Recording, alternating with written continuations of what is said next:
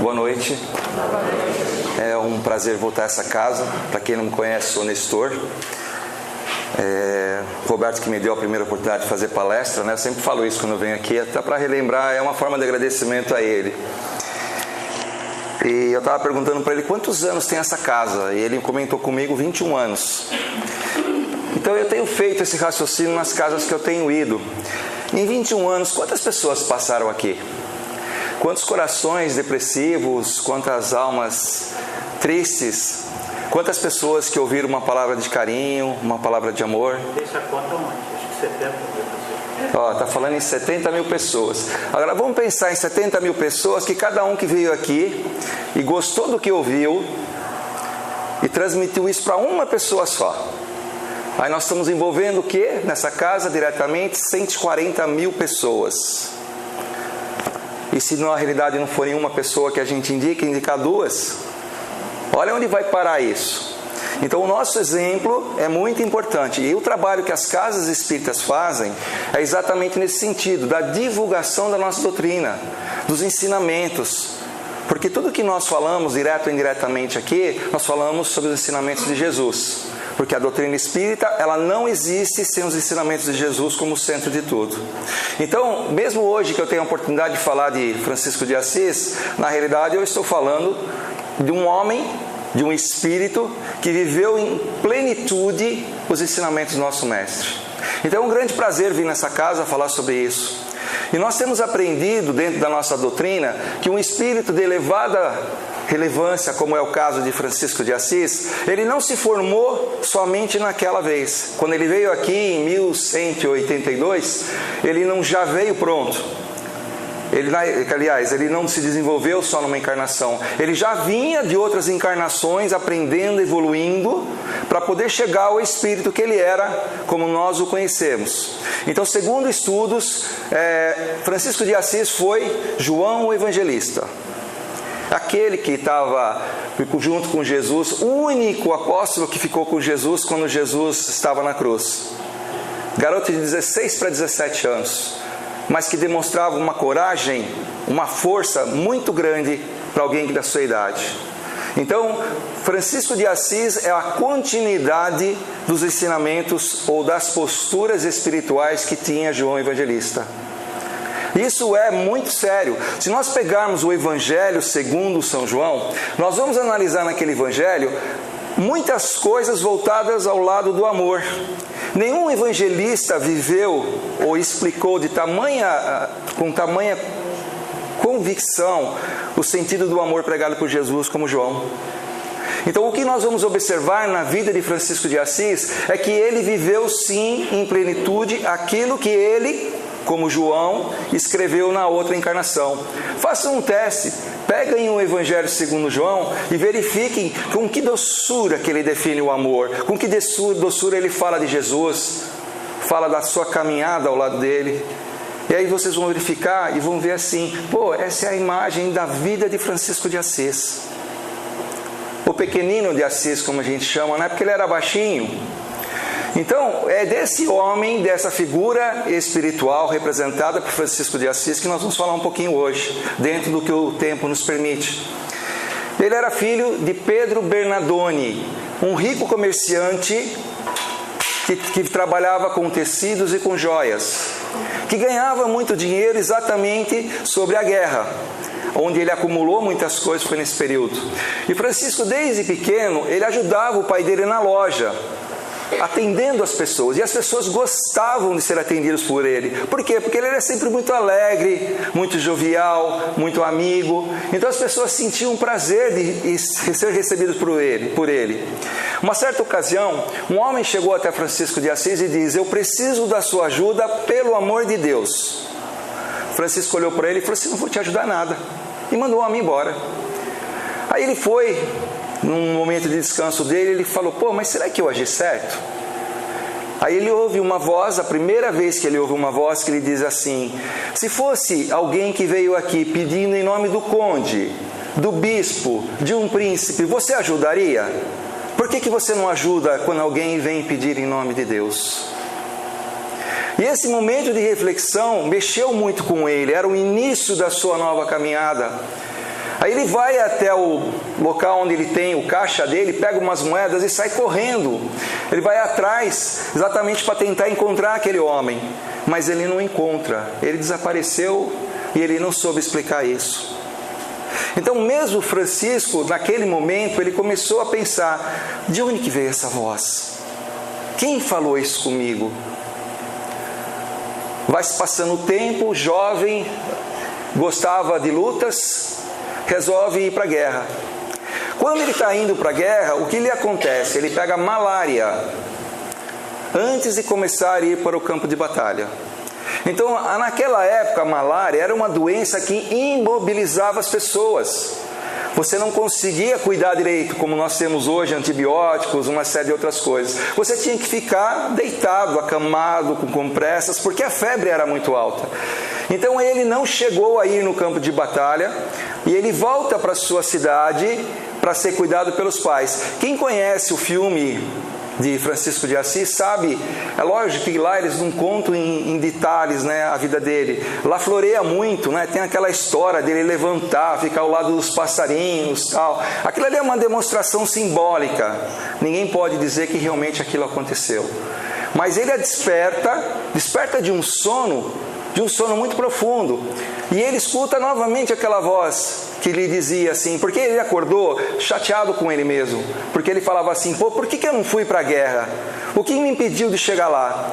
Aí ele ouve pela segunda vez uma voz que lhe diz: você prefere servir o servo ou o Senhor?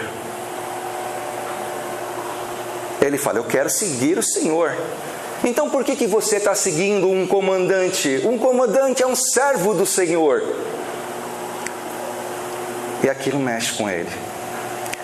Aí ele resolve peregrinar por algumas grutas, buscar o silêncio, uma reflexão. E ele vai até algumas grutas e tenta ouvir novamente essa voz que ele não sabia que era o Cristo. Ele fica um dia, 2 dias e não nada. Aí ele resolve pegar o cavalo dele. Ele falou: quem sabe eu escute a voz do Senhor através dos ventos. Quem sabe aquela voz volta. Mas ele anda, não escuta nada. Aí ele está passando assim por um local bem ermo e ele vê um leproso. E Francisco detestava os leprosos, porque os leprosos não tinham cura. Naquela época, se você encostasse ou tivesse um contato com um leproso e você pegasse, era a morte certa. E ele, no impulso que ele não sabia explicar naquele momento porquê, ele desce do seu cavalo, abraça o leproso, lhe dá a mão. E aquilo faz com que ele sinta um calor tão gostoso dentro dele, uma paz que como ele nunca tinha sentido na vida dele. Ele fala: eu tenho tanto medo da lepra, e o que foi que me levou a fazer isso? E eu estou bem, eu estou em paz, eu não estou preocupado com o que possa me acontecer.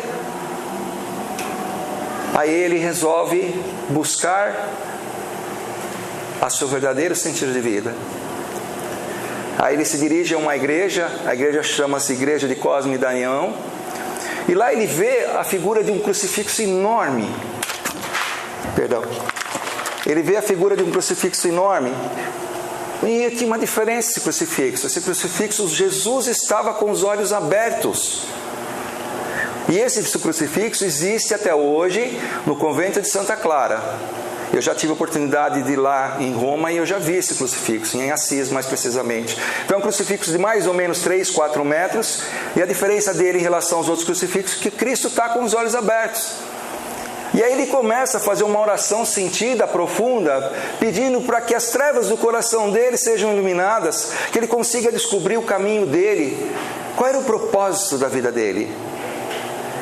E aí ele escuta daquele crucifixo novamente aquela voz. Aí ele descobre que era a voz de Jesus, lhe dizendo assim: vai e reforma a minha igreja. Ele sai com um misto de preocupação e de felicidade.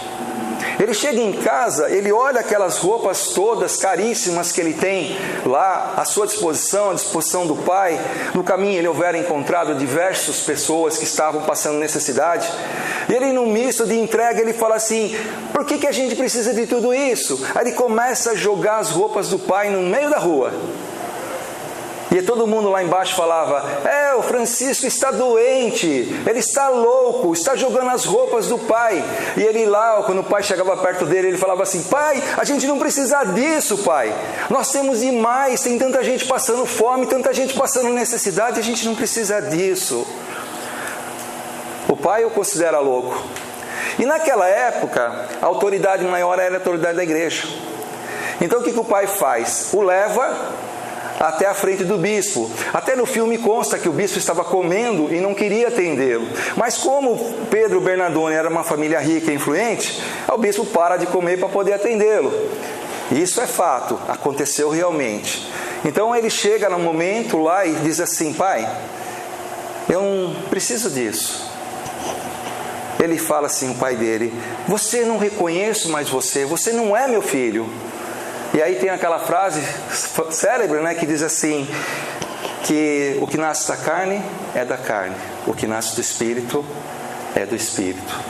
E ele fica nu, num lugar muito frio, e ele começa a sair para buscar a sua realidade, a sua identidade. E aí ele começa a ter alguns seguidores, pessoas que viram exemplos, pessoas muito simples, que viram o exemplo dele de entrega, não é? De confiança, de se colocar nas mãos de Deus. E aí ele começa a buscar a reconstrução da igreja material.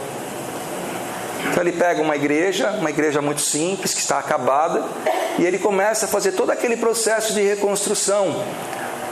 Mas essa reconstrução material de Francisco trazia para ele muitos pobres. As pessoas tinham prazer de ficar do lado dele. Elas não sabiam explicar porquê, elas não tinham quase alimentação, mas elas preferiam ficar ao lado dele. Ele transmitia já uma paz, uma tranquilidade. E ele entoava canções falando de amor, falando de Deus. E as pessoas começaram a se chegar. Pouco a pouco, alguns amigos deles do tempo que ele era rico começaram a se perguntar: mas por que Francisco mudou? O que teria feito com que ele se tornasse essa pessoa, dispusesse de todos os bens materiais de seus pais e fosse morar num lugar ermo, no frio, passando necessidade? E aqueles que se ousaram a se aproximar dele, em determinado momento, acharam realmente que ele era louco. Mas vendo a sua simplicidade, o carinho com que ele tratava cada pessoa ali, vendo ele tratar com os leprosos, a pessoa aleijada, cuidava de todos com extremo carinho, começaram a se comover. Falaram: tem alguma coisa diferente naquele amigo que eu cresci com ele? Ele tem uma luz diferente que ele nunca tinha tido. Ele tem uma alegria interior que eu não sei explicar. Aí alguns começaram a se aproximar e ficaram. E a luta dele continua, ele continua batalhando pelaquela reconstrução física, até que um dia, ele voltando para a sua cidade, que ele tinha ido fazer uma pregação, ele percebe que tacaram fogo na igreja dele. E aí ele bate o desânimo, ele diz: meu Deus, o que eu estou fazendo de errado? Por que eu tenho que passar por tudo isso? Será que eu estou fazendo alguma coisa de errado? Queimar a sua igreja. E aí ele tem a ideia de visitar o Papa Inocêncio II. Isso está no filme. Ele chega lá no Papa e o Papa não o recebe. Ele fica durante 30 dias em frente à entrada principal, dormindo ao relento, passando frio, passando necessidade, em oração. Porque ele sabia que ele precisava ser atendido, porque ele queria o quê? Ele queria a autorização do Papa para poder fazer o trabalho que ele considerava honesto, justo, essencial, que era a reconstrução da igreja material. Depois de 30 dias ele desiste e volta. Só que naquela noite que ele estava desistindo, esse Papa Inocêncio II, ele recebe em sonho a visita de um ex-papa, 180 anos antes dele, chamado João de Paulo. E esse Papa lhe diz: receba Francisco, é Jesus que está pedindo. Aí ele resolve chamar Francisco e o atende. Aí Francisco olha toda aquela pompa, né? Aquela luxúria. E isso não é invenção do filme, realmente existe até hoje. E ele fala: o que eu posso dizer para um papa desse, rodeado de cardeais, cheios de joias, cheios de luxúria, num templo maravilhoso? uma pessoa extremamente letrada, e eu sou uma pessoa simples nas coisas de Deus, o que eu posso dizer para ele? Aí quando o Papa chega, o que vem em mente? Olhai os lírios dos campos, eles não semeiam, não cefam, mas Deus com toda a sua grandeza os ajuda, os alimenta. Olhai os pássaros dos campos. E aí ele vai discorrendo alguns momentos falando da beleza do amor de Deus para todas as criaturas. E como Deus jamais desampara qualquer pessoa, do mais simples até o mais luxuoso ser. E o Papa, tomado por uma inspiração mediúnica desse antecessor, João de Paulo, se ajoelha, beija os seus pés, como Jesus faria, e diz assim: você, na sua humildade, nos envergonha. Eu me sinto vergonha perante a humildade que você tem. E ali ele reconhece em Francisco o grande reformador da igreja. Ele dá autorização para ele começar a reconstrução da igreja. Mas quando Francisco sai, alguma coisa dentro dele diz assim: eu recebi a autorização do Papa, mas eu não estou satisfeito, tem alguma coisa errada. Aí ele pede para um amigo dele, Frei Messeu, que estava dentro de um convento fazendo umas pregações, que ele orasse e pedisse a Deus a orientação de dizer: eu devo ficar dentro de um mosteiro ou tenho que ficar próximo do povo? O que você me aconselha? Ele pede para uma outra pessoa, num outro lugar, que faça a mesma pergunta para Deus. E ele se recolhe num cantinho, bem simples, e também entra em oração para obter a mesma informação. Aí os três amigos se encontram e Francisco descobre que a resposta é idêntica. Que você vá para o meio do povo, vá para falar da simplicidade de Deus, vai para falar desse amor de Jesus que você tanto acredita e que você tanto prega. O povo precisa de consolação, precisa de apoio, precisa de esperança. E aí ele começa a descobrir que a reforma principal não era da igreja material, mas era da igreja espiritual. E aí ele começa o trabalho de pregação, de reconstrução. E aí a sua vida espiritualmente deslancha mais ainda. E ele começa a ver que quanto mais ele dava de amor, mais ele recebia. Que não tinha razão para a gente tratar mal as pessoas, não ter tolerância, não ter paciência. E ele era tão consciente disso, que uma vez eles estavam passeando por uma aldeia, e um dos discípulos dele, um dos seguidores dele, estava olhando numa janela, e ele viu uma mulher, não é? E ele se atraiu por aquela mulher. E a hora que ele percebe que Francisco está olhando, esse servidor dele fica chateado, fica triste. E aí Francisco, entendendo, ele falou: meu amigo, meu irmão, você não precisa seguir o nosso voto de castidade para servir a Deus, para servir a Jesus. Você pode servir da mesma maneira na sua casa, sendo honesto com a sua família, ter seus filhos. Cada um de nós tem uma missão, é importante que nós estejamos bem nessa missão. E esse discípulo dele, vai se constituir família, mas nunca abandona o ideal do trabalho, do apoio. Francisco, ele tinha uma confiança tão grande em Deus. Um dia ele estava voltando, passeando numa cidade vizinha, estava muito frio e já estava começando a escurecer. E naquela região, quando escurece, o pouco calor que tem some de uma hora para outra. Muita região desértica é assim. E ele estava com um colaborador dele, e eles bateram na porta de um mosteiro para poder ter abrigo, Aí ele chega e fala assim, a pessoa lá de dentro pergunta assim: quem é? E ele já era bem conhecido na época, O pessoal, ele responde: Francisco de Assis. O que estava lá dentro, achando que era uma brincadeira, fechou a porta e falou: não é. E foi para dentro. Aí começou a dar desespero na pessoa que estava lá de Francisco de Assis. Ele fala assim: e agora? Nós vamos morrer. Nós estamos num frio, não temos lugar para ir. Francisco só sorria. Ele só ria. Aí as pessoas, daí esse amigo dele falou assim: mas Francisco, nós vamos morrer aqui. Como você pode ficar desse jeito tão tranquilo, tão em paz? a resposta dele. Você já parou para ver que oportunidade maravilhosa que nós estamos tendo agora? Nós estamos 100% nas mãos de Deus. E Ele nunca vai nos desamparar. 100% nas mãos de Deus. Olha que mensagem linda, né? Às vezes a gente fica preocupado com coisas muito menores e a gente não consegue entregar-se na mão de Deus. Francisco era todo pureza. Segundo estudos, ele foi uma das 3 maiores personalidades da história do cristianismo até hoje, junto com Paulo de Tarso, Maria de Nazaré e ele. Cada um teve o seu papel, cada um teve o seu momento, mas todos eles corresponderam às suas missões. Francisco era amigo dos animais. Por quê? Porque ele entendia que eram irmãozinhos, criaturas de Deus. Animais são coisas dadas por Deus para conviverem conosco. Então Francisco tinha um amor danado e nenhum animal se atrevia a mordê-lo.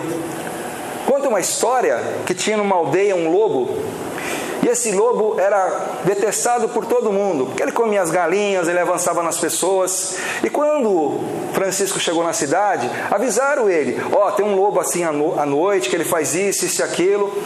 Aí Francisco falou: eu não tenho medo dele. Quando ele estava no finalzinho da noite, o lobo aparece no local que ele estava em praça pública, né? E o lobo fez menção de avançar nele.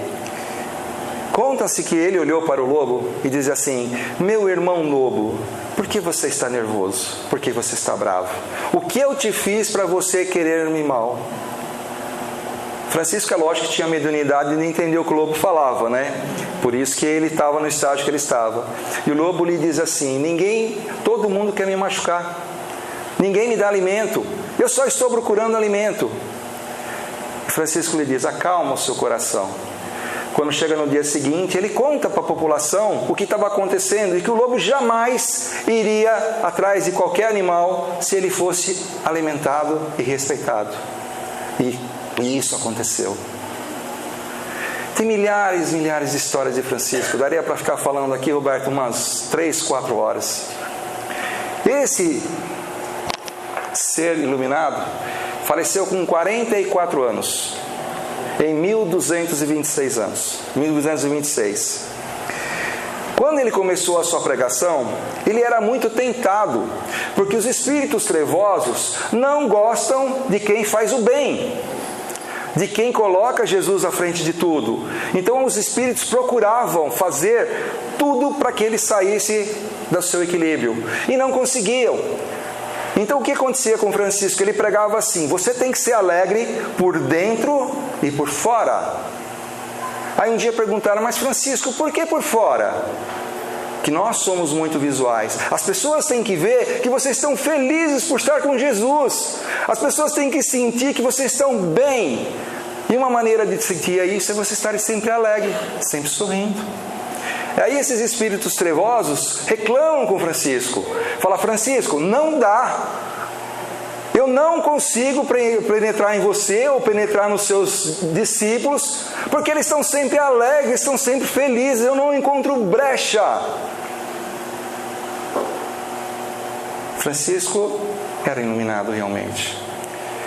Quando ele morreu aos 44 anos, ele já morreu cego.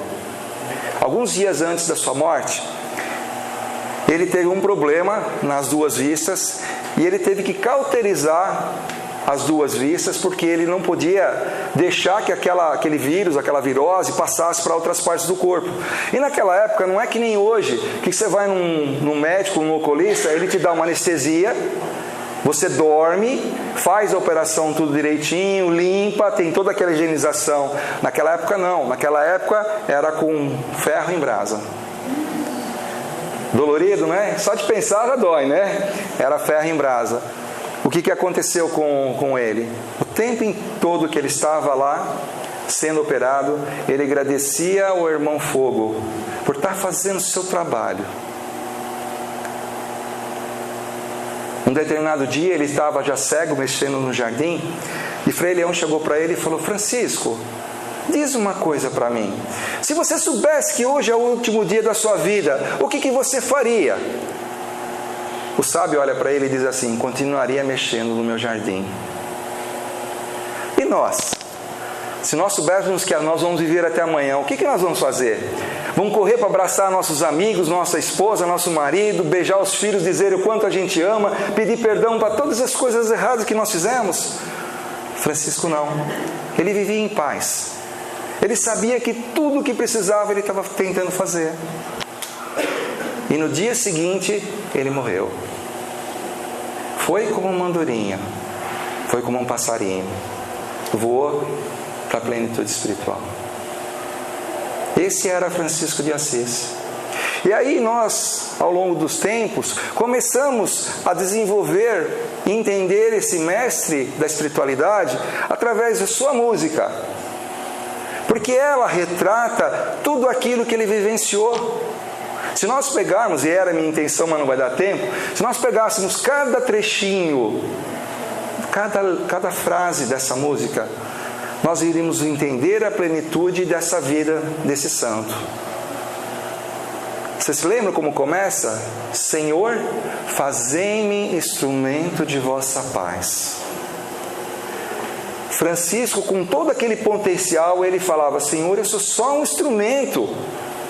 A exemplo de Jesus dizia, que chamaram ele Jesus de mestre, bom mestre. Ele falou: mas eu não sou bom mestre, bom é Deus. Francisco falava a mesma coisa: eu sou só instrumento. E todos nós somos instrumentos de Deus. Eu estou aqui como instrumento de Deus hoje, Roberto está como instrumento de Deus, todos que trabalham nessa casa estão como instrumento de Deus. Aos longos desses 21 anos, tantas pessoas foram apoiadas pelos instrumentos de Deus. E ele era humilde para saber que aquilo de bom não era dele. Porque a humildade consiste em você saber quem você é e o quanto você precisa de Deus para viver. Esse é o sentido da humildade.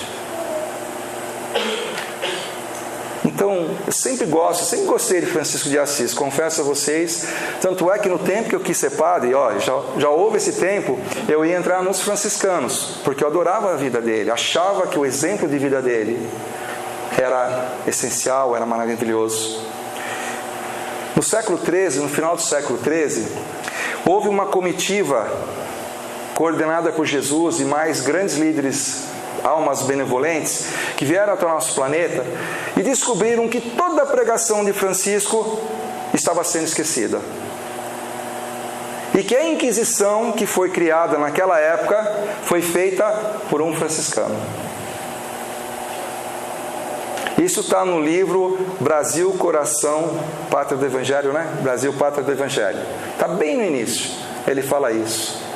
E que Jesus vem com um espírito chamado Dom João. E eles reparam que tudo que Francisco tinha pregado estava sendo esquecido. E é lá nesse livro que fala que existiria uma nação, a nação do Cruzeiro, que seria a pátria do Evangelho, que é o nosso Brasil. Tudo bem? Então, que nós possamos nos espelhar, lógico, em Jesus, nosso grande mestre, nosso grande guia, porque Francisco de Assis também se espelhou através dele, mas que nós não esqueçamos esse exemplo dessa pessoa maravilhosa, esse espírito maravilhoso, que nos ensinou a bondade, nos ensinou o carinho, nos ensinou o amor, nos ensinou a sermos luzes para as outras pessoas, demonstrarmos as nossas fés para aqueles que estão em dúvidas. E todos nós temos uma missão. Talvez não seja ainda nessa encarnação uma missão como a de Francisco de Assis, mas um dia a gente vai chegar lá. Vai demorar, mas um dia a gente vai chegar lá. Porque que Jesus dizia que Ele fazia todas as coisas e nós podemos fazer iguais. E Jesus não era mentiroso. Só que Ele não disse quanto tempo ia demorar. Então, se a gente fizer uma continha simples, Jesus tem mais de 20 bilhões de anos além de nós. Mas a gente tem que estar caminhando sempre. Como dizia Chico, eu estou rastejando, mas eu estou rastejando para frente.